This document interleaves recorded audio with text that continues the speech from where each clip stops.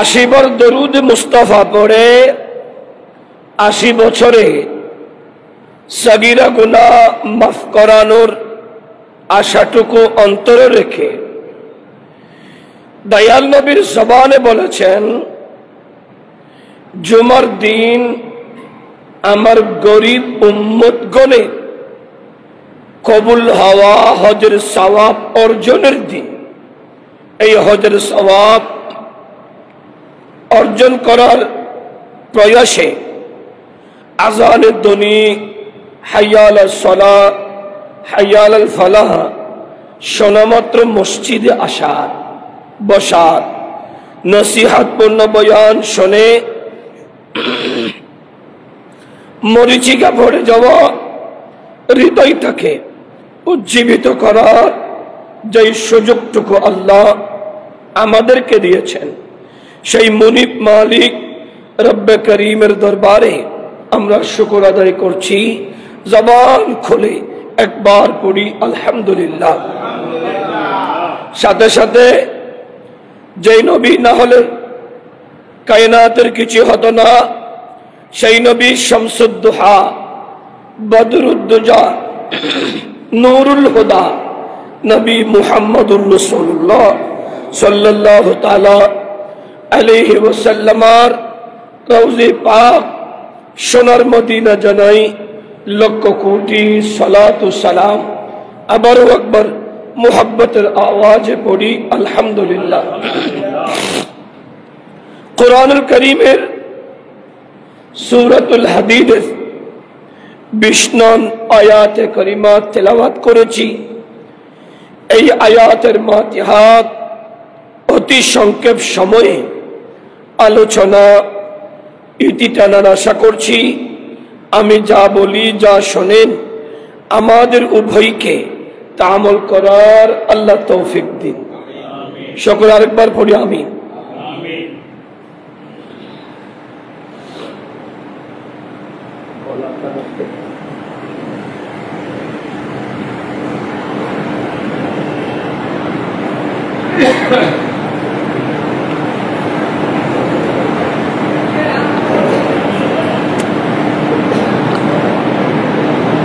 সম্মানিত হাজরিন,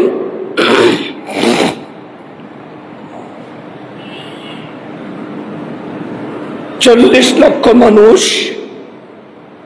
আল্লাহর খানে কাবার দিকে রওনা হয়েছে, হচ্ছেন, হবে।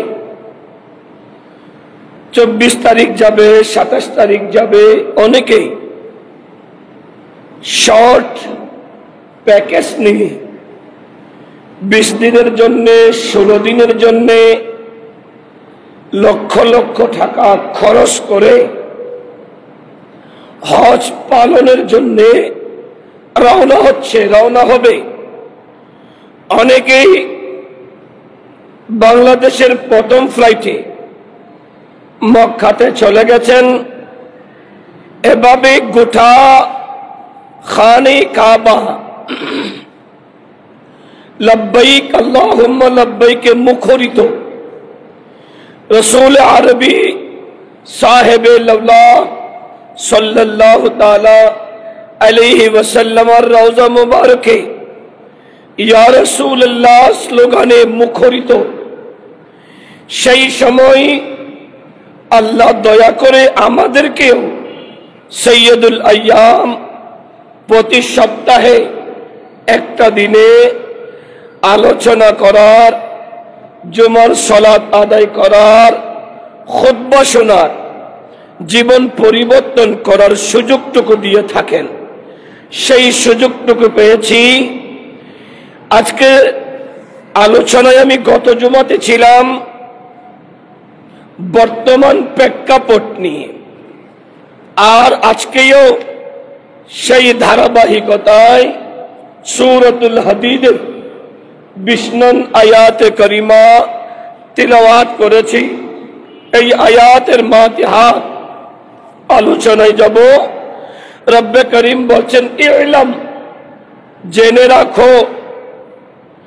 আল্লাহ বলছেন, হে আমার মেহবুবে মুস্তাফার উম্মত, আমার বন্দারা, তোমরা জেনে রাখো আন্নামাল হায়াতুদ দুনিয়া লাইবু ওয়া লাহবু ওয়া যিনাতু ওয়া তাফাখুরুম বাইনাকুম। দুনিয়ার জীবন তো ক্রীড়া, কৌতুক, ঝাঁকজমক, পারস্পরিক আত্মগর্ব করা, ধন সম্পদ এবং ওয়া তাকাসুর ফিল আমওয়ালি ওয়াল আওলাদ, সন্তান সন্ততিতে প্রাচুর্য লাভের প্রতিযোগিতা ব্যতীত আর কিছুই নয়। এই দুনিয়ার হায়াত, এই জীবনটা খেলাতে, খেলা বলতে ক্রীড়া বলতে ক্রিকেট খেলা নয়, ফুটবল খেলা নয়, নিজের জীবনের সাথে খেলা। আপনার রাস্তা দিন আর রাত পরিশ্রম দিয়ে, পরিশ্রম কর্মের খেলা। এই খেলা আবার কৌতুক, ঝাঁকজমক, পারস্পরিক আত্মগর্ব করা এবং ধন সম্পদ, সন্তান সন্ততিদের প্রাচুর্য লাভের প্রতিযোগিতা ব্যতীত আর কিছু নয়। সম্মানিত হাজরিন, এই আয়াতের মাতিহা আজকে 9টা হাদিসে পাক আছে। এই আয়াত এবং হাদিসের আলোকে নির্দিষ্ট সময় আলোচনা শেষ করছি। রব্বে করিমের হাবিব মুস্তাফা আমাদেরকে জীবন পরিবর্তন করার যেই মডেল, যেই আদর্শ শিক্ষা দিয়ে গেছেন, আজকে সমাজ থেকে সেই মডেল, সেই আদর্শ উঠে যাওয়ার কারণে গোটা বিশ্বের মুসলিম উম্মাহ যেমন লাঞ্ছিত, আমরা বাঙালি মুসলমানরাও লাঞ্ছিত। বড় করে বলি নাউজুবিল্লাহ। ফায়া আইয়ুহাল মুমিনুন, ঈমান ওয়ালো, ইলম, জেনে রাখুন, আন্না যুহদা হুয়াল ইরাদু আনিদ দুনিয়া ওয়া বা'দুহা। জুহদ, অনাসক্তি হলো দুনিয়া থেকে বিমুখ থাকা এবং এই অনাসক্তিকে ঘৃণা করা। আরো বলছেন ওয়া বুগদুহা ওয়া ফিজ যুহদে ফাইদাতুন কাসীরাতুন ওয়া ফাদিলাতুন আদিদা। অনাসক্তিতে অনেক উপকার এবং ফজিলত রয়েছে। রব্বে করিম কুরআনুল কারীমে বলছেন, আল মালু ওয়াল বানুন জিনাতুল হায়াতিদ দুনিয়া ওয়াল বাকিয়াতু সালিহাতুন খায়রুন ইনদা রাব্বিকা সাওয়াবান ওয়া খায়রুন আমালা। রব্বে করিম কুরআনুল কারীমের মধ্যে সূরাতুল কাহফের 46 নং আয়াতের মধ্যে বড় সুন্দর করে ইরশাদ করছেন, সম্পদ, সন্তান সন্ততি দুনিয়ার জীবনের সৌন্দর্য আর স্থায়ী সৎকর্ম তোমার প্রতিপালকের নিকট সওয়াব পাওয়ার জন্য শ্রেষ্ঠতম একটা পন্থা, আশা আকাঙ্ক্ষার দিক দিয়েও সর্বোত্তম। বড় করে বলি সুবহানাল্লাহ। প্রিয় হাজরিন, কুরআনুল কারীমে আল্লাহ আরো বলছেন, ইয়া আইয়ুহান নাস ইন্না ওয়াদাল্লাহি হাক্কুন ফালা তাগুররান্নাকুমুল হায়াতুদ দুনিয়া ওয়ালা ইয়াগুররান্নাকুম বিল্লাহিল গরুর। রব্বে করিম কুরআনুল কারীমের সূরাতুল ফাতিরের 5 নং আয়াতের মধ্যে বড় সুন্দর করে বলছেন, আই মানুষ, হে মানুষেরা, নিশ্চয়ই আল্লাহর প্রতিশ্রুতি সত্য, সুতরাং দুনিয়ার জীবন যেন তোমাদেরকে প্রতারিত না করে, প্রতারক শয়তান যেন তোমাদেরকে আল্লাহর ব্যাপারে ধোকায় ফেলে না দেয়। এই 3 আয়াতের ভিতরে রব্বে করিম আমাদেরকে শিক্ষা দিচ্ছেন, যেটা আমার দয়াল নবী নিজের জীবনে নিজেই করেই উম্মতকে শিক্ষা দিয়েছেন। বড় করে বলি না সুবহানাল্লাহ।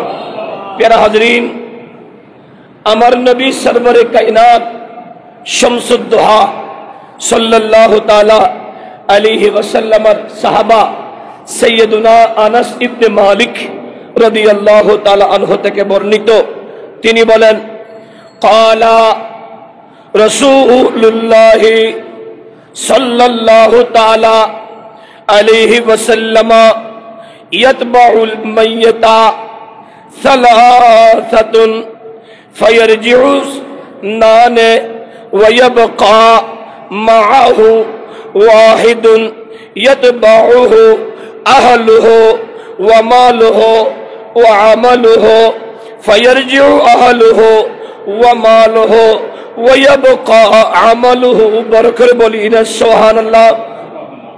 সহিহ বুখারী মুসলিমের ভিতরে এই হাদিসে পাক আমার নবী বর্ণনা করেছেন। এই হাদিসে পাক মুত্তাফাক আলাইহি দুই কিতাবের ভিতরে একসাথে বর্ণনা করেছেন। আমার নবী শামসুদ দুহা বলে, উম্মু শুনো শুনো, ইয়াতবাউল মাইয়্যিতা সালাসাতুন ফায়ারজিউ ইসনানে ওয়া ইয়াবকা মাআহু ওয়াহিদুন ইয়াতবাউহু। আমার নবী বলে, তিনটি বস্তু, তিনটা জিনিস মৃত ব্যক্তির অনুসরণ করে, তার ভিতরে দুটি ফিরে আসে আর একটি তার সঙ্গে থেকে যায়। আমার নবী বলেন, উম্মত শোনো শোনো, এক নম্বর হলো তার পরিবার বর্গ, তার মাল এবং তার আমল। তার পরিবারও তার থেকে চলে আসে, তার মাল সম্পদ তার থেকে চলে আসে, কিন্তু একটা থেকে যায়, সেটা হলো তার আমল। বড় করে বলি, আর একটু আওয়াজ করে। হুট করে আমার গলাতে এফেক্ট হচ্ছে, এজন্য এই আওয়াজ করতে করতে 5 মিনিট পর গলাটা আবার সেটিং হয়ে যায়। এটাও তো আল্লাহর কুদরত, আল্লাহই তো বানিয়েছেন।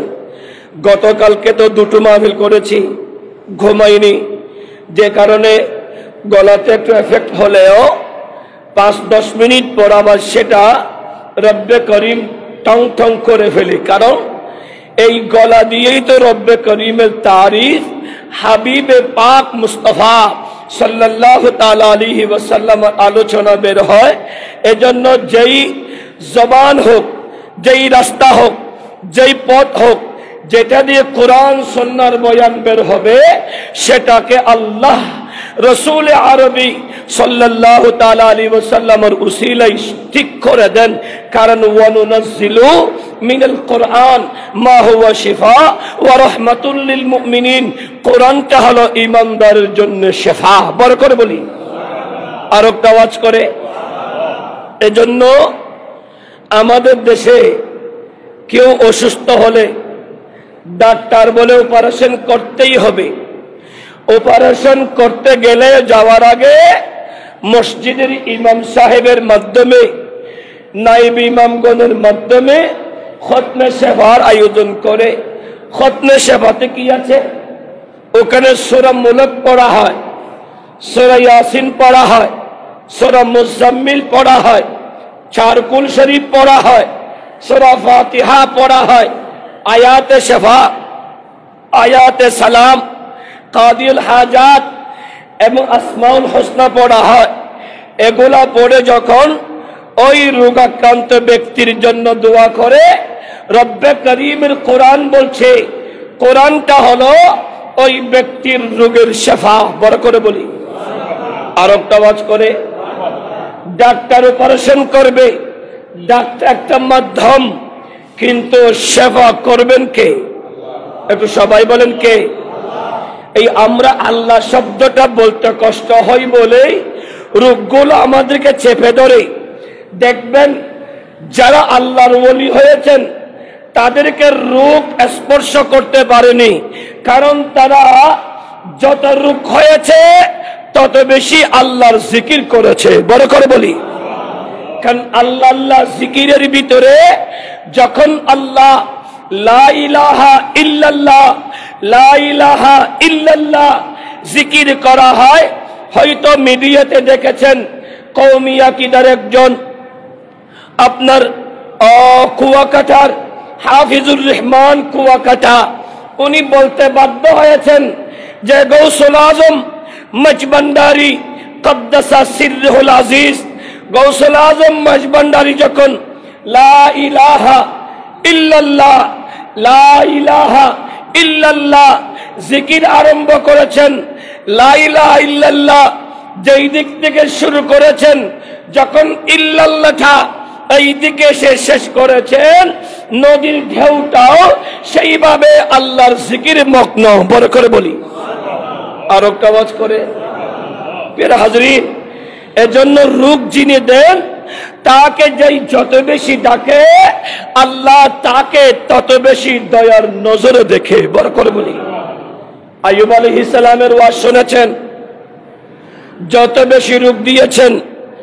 আপনাদের আমাদের কি আইয়ুব আলাইহিস সালাম মতো রূপ হয়েছে? শরীরে কি পছন্দ রয়েছে? শরীর থেকে কি গন্ধ বের হচ্ছে? আবার শরীরে কি পোকা ধরেছে? এই পোকা অবস্থায় আপনাকে ইবাদত আপনাকে করতে হচ্ছে না। আইয়ুব আলাইহিস সালাম 18 বছর 16 বছর এই শরীর অসুস্থ শরীরে উঠতে পারে না, আল্লাহর ইবাদত ছাড়িনি, কিছু করতে পারে না, ইবাদত ছাড়িনি। হাত থেকে একটা পোকা পড়ে গেছে, আবার সেই পোকাটা তুলে দিয়ে বলে, ও পোকারে, আল্লাহ তোকে সৃষ্টি করেছে। আল্লাহর বান্দা, আমি আইয়ুবের মাংস আর রক্ত চোষার জন্য, আর আমি আইয়ুবকে আল্লাহ সৃষ্টি করে দুনিয়াতে পাঠিয়েছেন, পরীক্ষা নিচ্ছে সবর করার জন্য। আমি সবরকারী, তুই খেতে থাক, আল্লাহর কুদরতের জোয়ার এসে গেছে। বড় করে বলি। প্রিয় হাজরিন, এজন্য মনে রাখতে হয়, আমার নবী শামসুদ দোহা হাদিসে পাকে বলছেন, মানুষ মারা গেলে ওই মানুষ তিনটি জিনিস মৃত ব্যক্তির অনুসরণ করে। দুইটা জিনিস মৃত ব্যক্তি থেকে ফিরে আসে, একটা তার সঙ্গে থেকে যায়। 1 নম্বর তার পরিবার বর্গ, 2 নম্বর তার বাড়ি গাড়ি ধন দৌলত, 3 নম্বর তার আমল। এই 3টা জিনিস অনুসরণ করে তার পরিবার, তার বাড়ি গাড়ি ধন দৌলত সম্পদ তার থেকে ফিরে আসে, কিন্তু তার আমলটা তার সঙ্গেই তার কবরে থেকে যায়। বড় করে বলুন। কারণ পৃথিবীতে কোনো রেকর্ড নেই বাপ মারা যাবার সময় জায়গার খতিয়ান আর জায়গা জমি নিয়ে কবরে যাওয়া, এইরকম কোন রেকর্ড বলে না। রেকর্ড কোন বাবা যদি ছেলেদের উপর রাগ করে জাগার RS PS BS খতিয়ানের দাগ সবগুলো গাঠি ভরে খবর নিয়ে গেলেও কোনো অসুবিধা নেই, কারণ ছেলেরা হাসে, ও বাবা এই কাগজগুলো তুমি নিয়ে গেলে কোনো অসুবিধা নাই, কারণ এগুলাকে আবার দাগগুলা বলে বের করতে সহজ, বের করা যায়। কারণ এখন ডিজিটাল যুগ, কাগজ না থাকলে অসুবিধা নাই। 1954 সালের দাগ RSও হারিয়ে ফেলেছে, FISও হারিয়ে ফেলেছে, BSও নাই, আরেকজন নাম জারি করে ফেলেছে। এতটা সত্ত্বেও টাকা খরচ করে যখন A to Z কাগজগুলো বের করেছে, আসল মালিক এসে দাঁড়িয়ে গেছে। ওই মালিক জায়গা বিক্রি করে দিয়েছে, যার নামে নাম জারি করেছে সেই বিক্রি করেছে। যখন কাগজগুলা বের করেছে, আসল মালিক এসে সেখানে দাঁড়িয়ে, এটা তো ওনার জায়গা না, এটা আমার জায়গা, কাগজটা দেখো। এখন ডিজিটাল যুগ, স্মার্ট যুগ, অত্যাধুনিক যুগ, কিন্তু আমার নবী শামসুদ দোহা 1500 বছর আগে বলেছেন, মৃত ব্যক্তির সার 3টা জিনিস অনুসরণ করে দুটা জিনিস তার থেকে সরে যায়, চলে আসে, একটা জিনিস তার সাথে থেকে যায়, তার পরিবার। বাবা যতক্ষণ আছে কান্না করে। আমিও যখন আমার বাবার কথা মনে পড়ে কান্না শুরু করি, যখন দাদির কথা, দাদি জানের কথা মনে পড়ে কান্না করি। কিন্তু আমি এখনো দুনিয়াতে, আমার বাবাও কবরে, আমার দাদিও কবরে, উনার সাথে আমি যাইনি, কেউ যাইনি, কেউ যাবে না। কিন্তু আমার বাবার রেখে যাওয়া সম্পদগুলোও আমাদের হাতে, আমার বাবার সাথে যাইনি। কিন্তু একটা, আমার বাবা, আপনার বাবা আপনার সাথে, আমার সাথে যাবে। সেটা হলো আমার বাবা ফজরের নামাজ পড়তে গিয়েছিল, এই নামাজের আমার বাবা কোরআন শরীফ পড়তো, সেই আমল আমার বাবা দরুদ শরীফ পড়তো, সেই আমল আমার বাবা জিকির করত, সেই আমল আমার বাবা রাস্তা দিয়ে হাঁটার সময় কাঁটা দেখলে উঠে সরিয়ে দিত, সেই আমল আমার বাবা বৃষ্টিতে মানুষ হাঁটতে পারে না, নিজের অর্থায়ন খরচ করে ওখানে ইট দিয়েছে, মানুষ চলাচলের রাস্তা করে দিয়েছে, সেই আমল আমার বাবা গরিবের মেয়ের বিবাহ হচ্ছে, বিবাহ দিতে সক্ষমতা পাচ্ছে না, আমার বাবা নিজে দাঁড়িয়ে তাদের থেকে টাকা তুলে শাদীটা করিয়ে দিয়েছে। এই সব আমলগুলা আমার বাবার সাথেই যাবে। বড় করে বলি, আর একটা আওয়াজ করে বলেন। প্রিয় হাজরিন, আমার নবী শামসুদ্দোহা সাল্লাল্লাহু তাআলা আলাইহি ওয়াসাল্লামের সাহাবা সাইয়্যিদুনা সাহাল ইবনে সাআদ ইস-সাঈদী রাদিয়াল্লাহু তাআলা আনহু থেকে বর্ণিত, ক্বালা আতান নবিয়্যা সাল্লাল্লাহু তাআলা আলাইহি ওয়াসাল্লাম। আপনারা ভুলে গেছেন, প্রত্যেক জুমাতে শুধু একটাই বলি, যতবার ক্বালা রাসূলুল্লাহ শুনবেন কি পড়তে হবে, এটা আপনারা ভুলে যান। আপনাদের আকলে দেমাগে ভুল তথা শয়তানের ট্যাবলেট, এটাকে বলা হয় অ্যান্টিবায়োটিক, শয়তানের ট্যাবলেট ভর করেছে, ভুলে যান।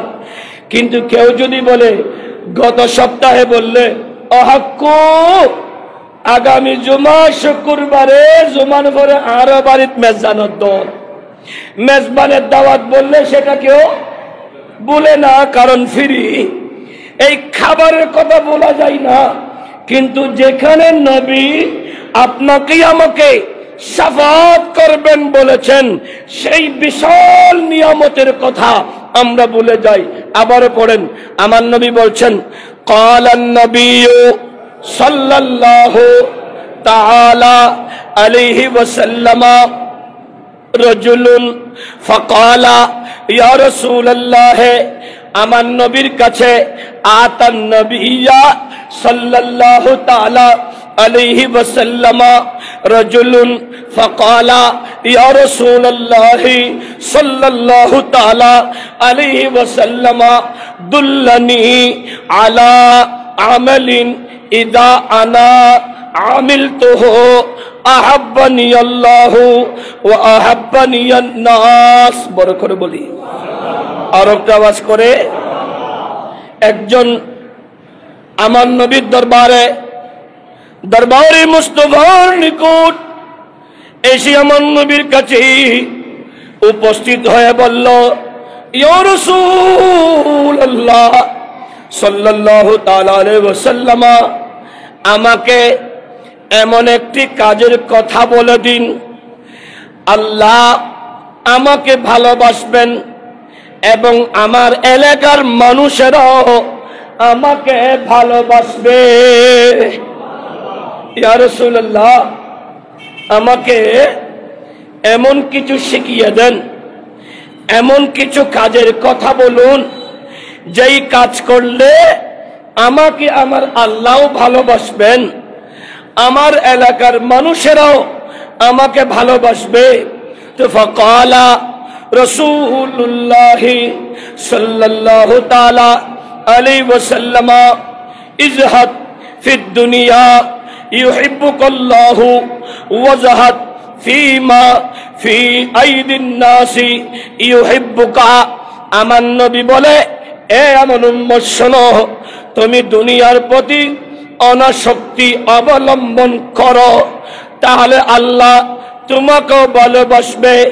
মানুষের নিকট যা আছে তুমি তার প্রতি অনাসক্তি হয়ে যাও, তাহলে তারাও তোমাকে ভালোবাসবে। আর একটা আওয়াজ করে আমি যদি আমার কাছে যা আছে তাতে শুকর করে, আমার ইয়াকুব সাহেবের কাছে কি আছে ওই দিক আমি না দেখে আমি যদি বলি আল্লাহ ওনাকে যা দিয়েছেন আরো দাও, জনির কাছে যা আছে আল্লাহ তাকে আরো দাও, ইকবাল সাহেবের কাছে যা আছে আল্লাহ তাকে আরো দাও, এভাবে আমাদের কফিল সাহেবের কাছে যা আছে আল্লাহ আরো দাও, আমাদের মুসল্লিদের কাছে যা আছে আল্লাহ আরো দাও। আল্লাহ আমাকে তাদের দিকে লোভী করিও না, তাদের দিকে দৃষ্টি দেওয়ার সেই ইচ্ছাটুকু দিও না। আমাকে যা দিয়েছ তাতে আমি শুকর করছি। যখন আপনি আরেকজনের দিকে অনাসক্তি হবেন, আপনি যখন আরেকজনের সম্পদ থেকে নিজেকে আলাদা করবেন, আল্লাহ আপনাকে যা দিয়েছেন আল্লাহ আপনার ভালোটা ভেবেই তা দিয়েছেন। বড় করে বলি, আল্লাহ আপনাকে যা দিয়েছেন আল্লাহ ভেবে, আল্লাহর কুদরতুর রাডারে আপনার জন্য যতটুকু দরকার অতটুকু দিয়েছেন। পরীক্ষা করবেন, পরীক্ষা করছে। এমন সময় গিয়েছে আমার থেকে 10,000 20,000 থাকে, কিন্তু হুট আল্লাহ এমন ভাবে পরীক্ষা দিয়েছেন, এমন সময় গিয়েছে আমার ব্যাগে 60 টাকা আর 10 টাকা আছে, এরপরেও আমার রবের দরবারে শুকর যে আমি আমার 60 টাকায় রাস্তা চলতে পেরেছি, আমি হাঁটার কুওয়াত পেয়েছি।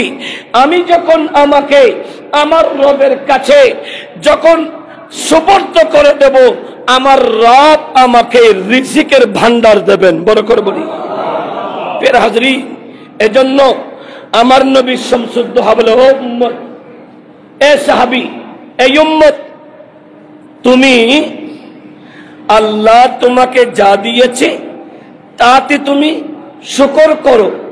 দুনিয়ার এই সব কিছু দেখে পাগল হইও না।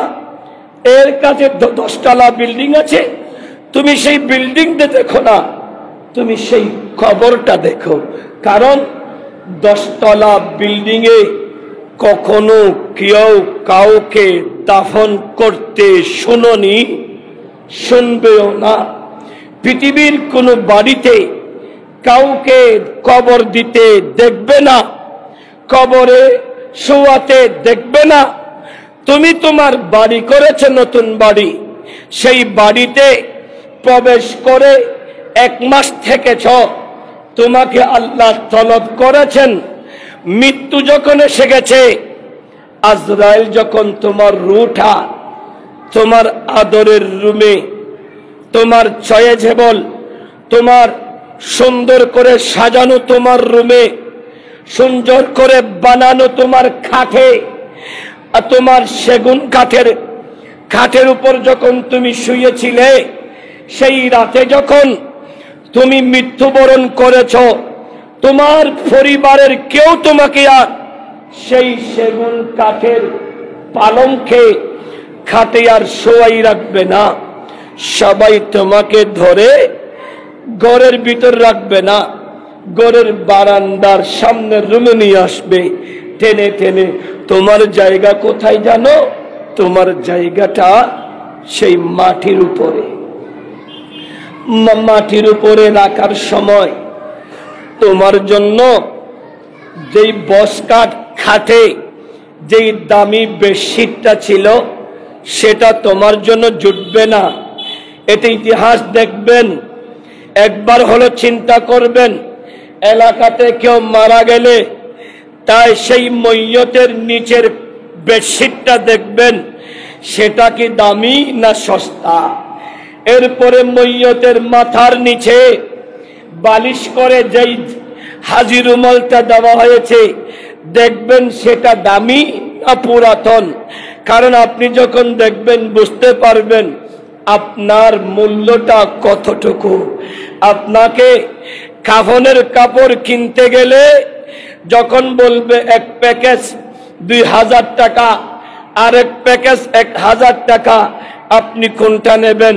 আপনার ছেলেরা, আপনার ফ্যামিলিরা আপনার জন্য 1000 টাকার সেই প্যাকেজটা নিবে, বলবে দামি কাপড় দিয়ে কি করবেন? কবরে চলে যাবে। এগুলা তো এমনিতেই নষ্ট হয়ে যাবে, এমনিতেই পুরাতন হয়ে যাবে, দামি কাফন কেন দেব? 1000 টাকারটা দেন। আপনার টাকা আপনার সাথে আসলো না, আপনার ঘর আপনার সাথে আসলো না, কিন্তু নবী বলেন আপনার সাথে একটাই আসবে, সেটা হলো জুমার দিন আগে আসা, জুমার দিন শেষে যাওয়া, জুমার দিনে বসে দরুদ পড়া, জুমার দিনে দয়াল নবীকে জিকির স্মরণ করা, রবের কাছে দয়া ভিক্ষা চাওয়া। যখন আপনি আপনার জীবনের কিছু সময় ইবাদতের মাধ্যমে কাটাবেন, সেই আমল আপনার সাথেই যাবে। বড় করে বলি, আর কোনো কিছু আপনার সাথে যাবে? আমার বাসায় গেলে আমার আলমিরা 2টা, কাপড়ের উপর কাপড়। হাটহাজারি কওমি মাদ্রাসার ওখানে গেলে টাকা নেই বললেও এরা কাপড় নতুন নতুন আসলে এগুলা কেটে কেটে সেলাই করে বাড়িতে পাঠিয়ে দেয়। মাস পরে 2 মাস পরে বলে 10,000 টাকা হয়েছে, 15,000 টাকা হয়েছে। কাপড় সেলাই করে পাঠাই দেয়, কাপড় সেলাই করে কাপড়গুলো আছে। আল্লাহ না করুক, আমার রব যদি আমাকে এখন মৃত্যু দেয়, আমি যদি জুমাতে তকরিরত অবস্থায় মারা যায়, আমি যদি নামাজরত অবস্থায় মারা যায়, আমার আলমিরাতে পরে থাকবে, আমার কাপড়গুলা আর আমার সাথে দেবে না। এই কাপড়গুলাকে আপনার কাফনের কাপড় বানাবে না। আমার যতগুলা গেঞ্জি আছে এগুলাকে আর আমার সাথে দেবে না।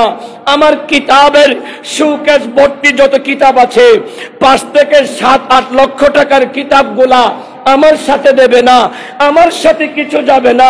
ওই আমাকে আমার ইহরামের উমরা হজের 15 সালের হজের ওই ইহরামের কাপড়গুলাকে একত্রিত করে 3টাকে একসাথে করে যখন আমাকে পরিয়ে আমাকে শোয়াই দেবে, আমার সাথে কিছু যাবে না।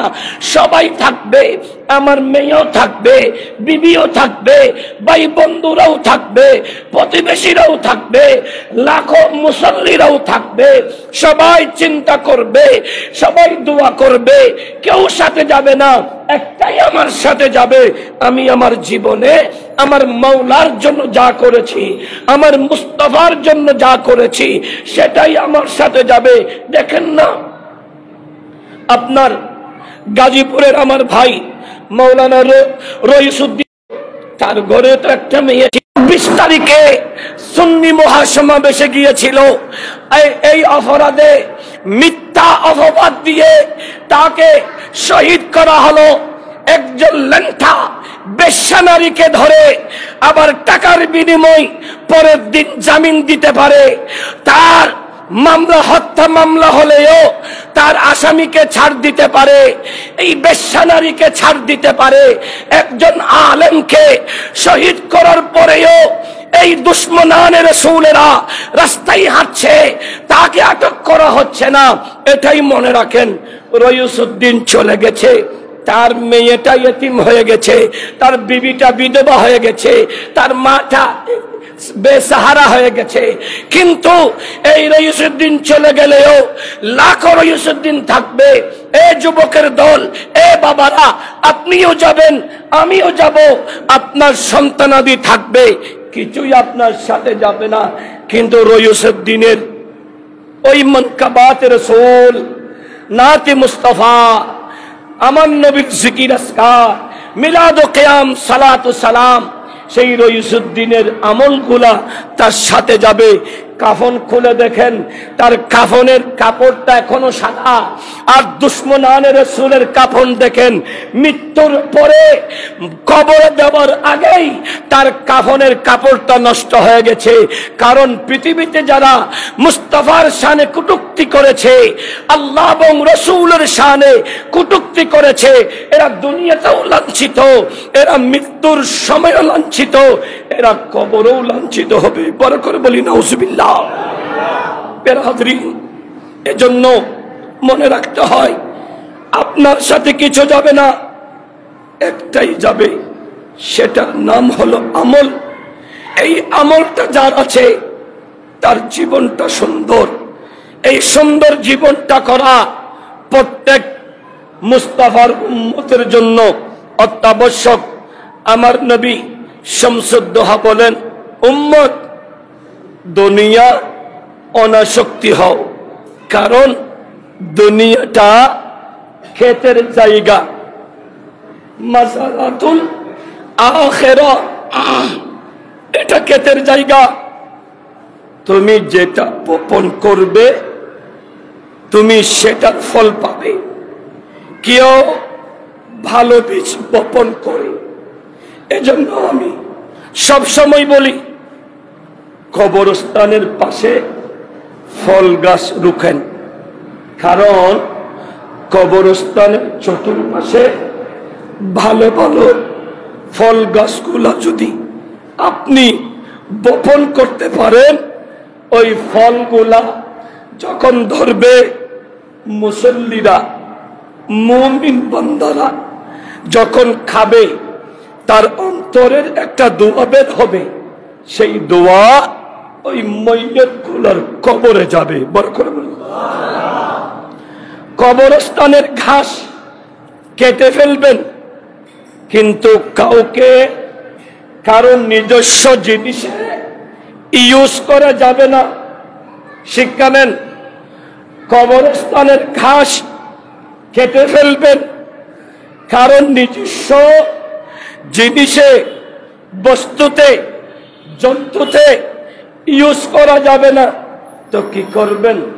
বলেছে ভাবি আছে, পচিয়ে ফেলো, পাশে ফুল গাছ রুখো, খুশবু হবে, সুন্দর করো। কারণ তোমার বাড়িটাকে তুমি সুন্দর করলেও সেই বাড়িটা